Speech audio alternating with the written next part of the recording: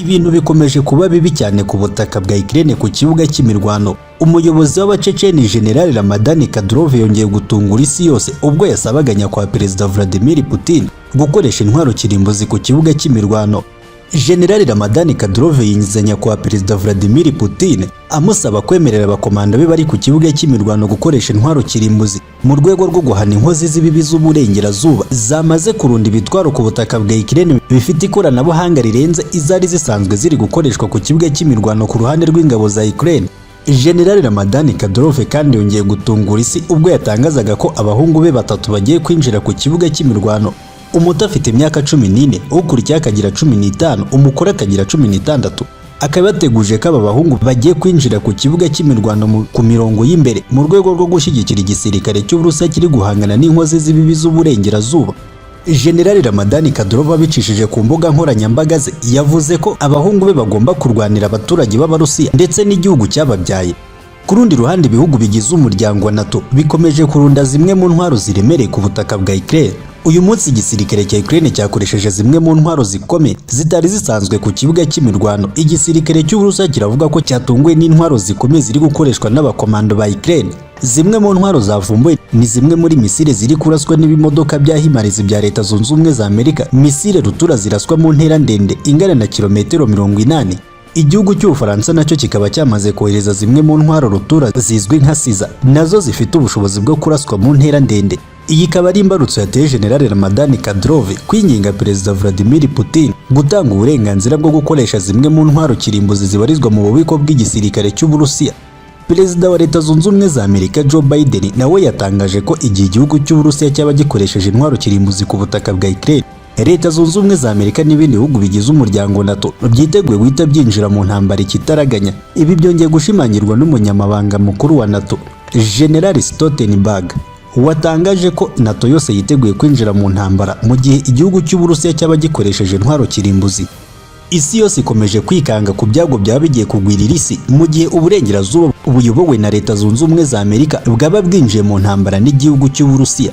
Ku isi habarizwa intwaro ibihumbi 13 za kirimbuzi zifite ubushobozi bwo kurimbura ndetse no kwica nabi. Mu ntwaro zizwi igisirikare cy'Uburusiya kibitse ibitwaro bya kirimbuzi birenga ibihumbi 6850. Leta Zunze Ubumwe za Amerika zikaba zifite ibitwaro kirimbuzi bigera ku bihumbi 6450. Izi ntwaro kirimbuzi zose zibarizwa ku isi, izirenga 90% zose zifitwe na Leta Zunze Ubumwe za Amerika ndetse n'igihugu cy'Uburusiya. Igihugu cya gatatu mu gutunga intwaro kirimbuzi ni igihugu cy'Ubushinwa, gifite izigera kuri 350. Izi zikaba zingana n'icya 10 cy'izo Leta Zunze Ubumwe za Amerika zitunze. Ibindi bihugu biri mu muryango wa NATO bitunze intwaro kirimbuzi harimo igihugu cy'Ubwongereza n'Ubufaransa. Ubwirinzi bwa misile bw'igisirikare cy'Uburusiya bwasandaje misile karabutaka zarashwe n'ibimodoka bya Leta Zunze Ubumwe za Amerika bya himarizi. Igisirikare cya Ukraine cyagerageje gukora igitero gikomeye ku kigo cya gisirikare kibarizwa muri Kherson gikoresheje ibimodoka by'intambara bya Leta Zunze Ubumwe za Amerika kirasa misile zigera kuri 7. Ubwirinzi bwa misile bw'igisirikare cy'Uburusiya buzisandariza mu kirere zose. Ku rundi ruhande muri Donetsk ndetse no mu mujyi wa Kharkiv, igisirikare cy'Uburusiya cyasandaje drone zigera mu 8 zari zikoreye misile zendaga gusuka ku bikorwa by'igisirikare cy'Uburusiya biherereye muri utu duce.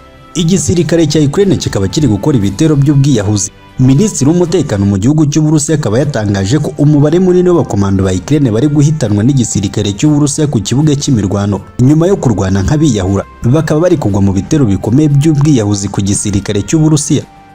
Indege rutura z'igisirikare cy'Uburusiya kirwanira mu kirere zarimbuye ububiko butanu bw'intwaro muri Donetsk, Zaporizhia ndetse na Nikolaev.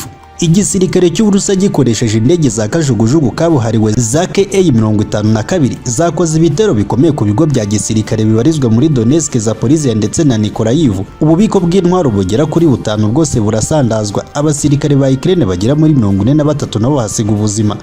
Igisirikare cy'Uburusiya kiratangaza ko uyu munsi wonyine kimaze gukora ibitero bigera mu 157 mu bice bitandukanye by'igihugu cya Ukraine biri kuberamo imirwano ikomeye hagati y'igisirikare cy'Uburusiya ndetse n'abacancuro ba NATO bari gufatanya n'igisirikare cya Ukraine. Imirwano ikomeye iri kubera mu mujyi wa Kharkiv, muri Kherson ndetse no mu gace ka Zaporizhia. Ni mu gihe ku rundi ruhande igisirikare cy'Uburusiya cyatangije imirongo y'urugamba mu gace ka Mykolaiv. muri Lisikanska, umujyi uherereye muri Luhanska. Igisirikare cy'Uburusiya cyahigishije bukware abakomando ba Ukraine indege za GIHE-52 kajugujugu rutura zahitanye abasirikare ba Ukraine bagera muri 90. Minisitiri w'ingabo mu gihugu cy'Uburusiya aratangaza ko izi ndege z'Uburusiya zasutse misile ziremereye ku bakomando ba Ukraine bagerageje gukora ibitero bikomeye ku mujyi wa Lisikanski, abagera muri 90 bose bagahita basiga ubuzima. Izi kajugujugu za GIHE-52 zikomeje kwegukana intsinzi mu bice bitandukanye biri kuberamo imirwano ikomeye. Akaba ari indege rutura zoherejwe na nyakwa Perezida Vladimir Putin mu rwego rwo kwihutisha ibikorwa byihariye bya gisirikare. Biravuga ko aba bakomando bagerageje kwinjira mu mujyi wa Lisikanska bari bitwaje bimwe mu bitwaro biremereye byavuye muri Leta Zunze Ubumwe za Amerika n'ibindi bihugu by'uburengerazuba. Ibifaro bigera kuri 6 byose bigasandazwa ndetse n'ibimodoka by'intambara. Iki gitero gikomeye cyakozwe n'abakomando ba Ukraine babarizwa muri brigade ya 54, abagera muri 90 bose bakaba baguye muri uyu mujyi wa Lisikansk. Ni mu gihe kandi agace igisirikare cy'Uburusiya giherutse gusigira ingabo za Ukraine agace ka Kharkov.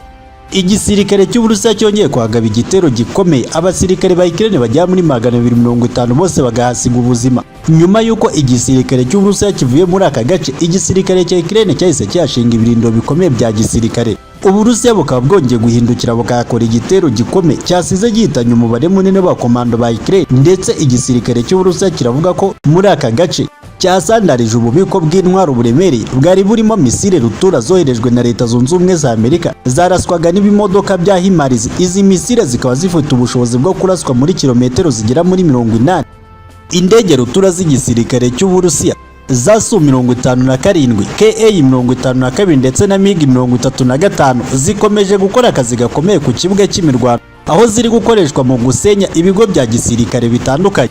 Uburusiya buratangaza ko bwasutse amabomba aremereye kuri bato ya 24, iya 17, iya 128 irwanira mu misozi. Izi bato zose zikaba zaguyemo abakomando ba Ukraine barenga 250.